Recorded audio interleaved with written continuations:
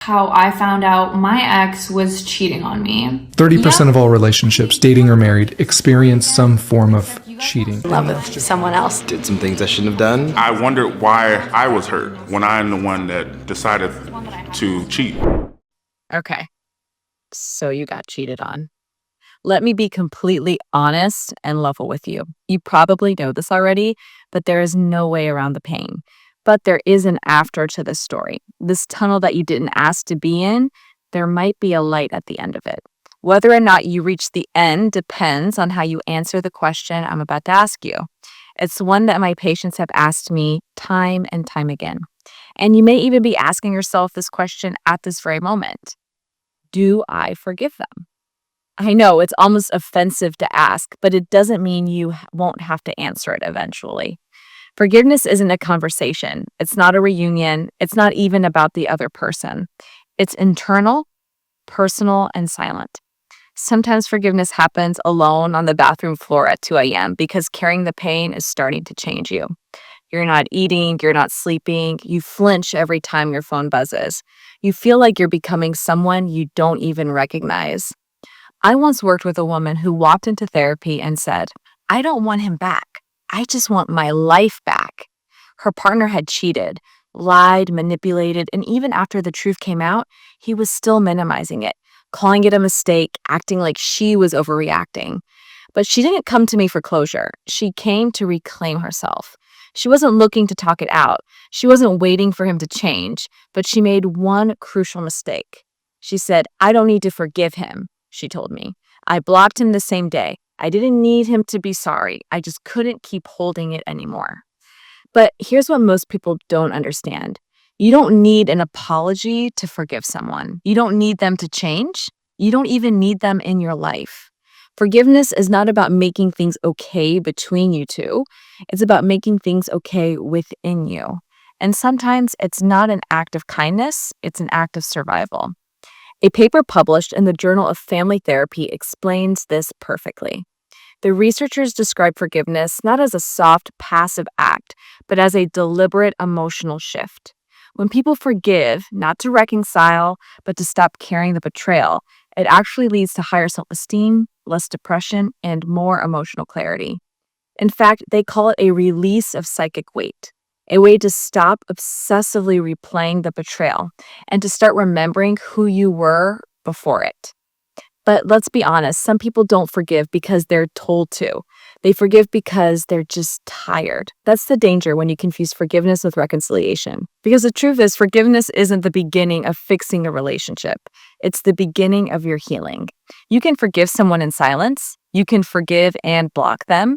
You can forgive and still feel hurt. You can forgive and choose to stay. You can forgive someone and never want to see them again. But here's the thing. Reconciliation after your partner cheated on you is entirely different. It's something you do together. And if they're not beside you, apologizing, rebuilding, changing, then you're not healing a relationship. You're just dragging your wounds through it. Saying, "I forgive you," doesn't mean you're ready to try again. Just like saying, "I want to stay," means nothing unless they're willing to work. In a 2020 study, researchers asked over 1,400 people, why did you forgive them after they cheated? The answers, they weren't what love songs are made of. People didn't stay because I saw how sorry they were or because they became a better person. They said things like, because we have kids, because I don't have anywhere else to go, because I cheated too. They said, because if I left, I have to start over, and I don't think that I have the strength for that. The researchers found 32 different reasons people forgive after infidelity.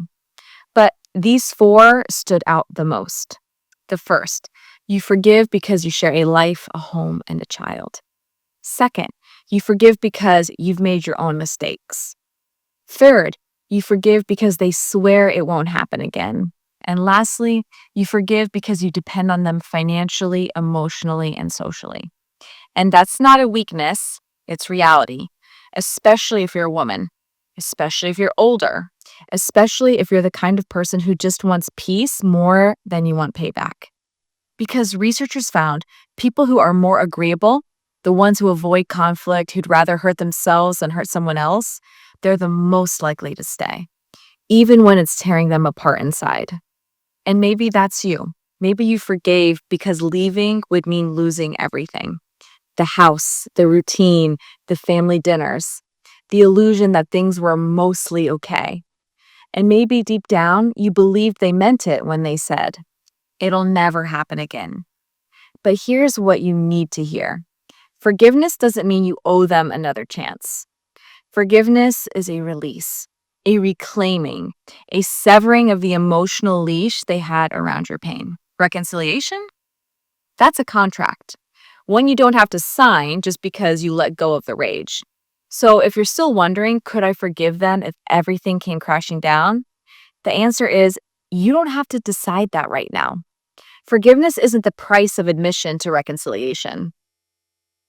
It's the key to your own freedom, whether you stay, leave, or learn to love yourself more than you ever loved them.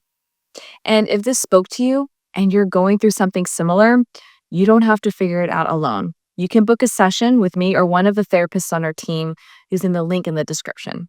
And if this video helped you see something more clearly, give it a like, hit subscribe, and share with someone who needs to hear this. I'm Jordan Travers, and the clinical director of Awake Therapy, and I'll see you next time. Bye.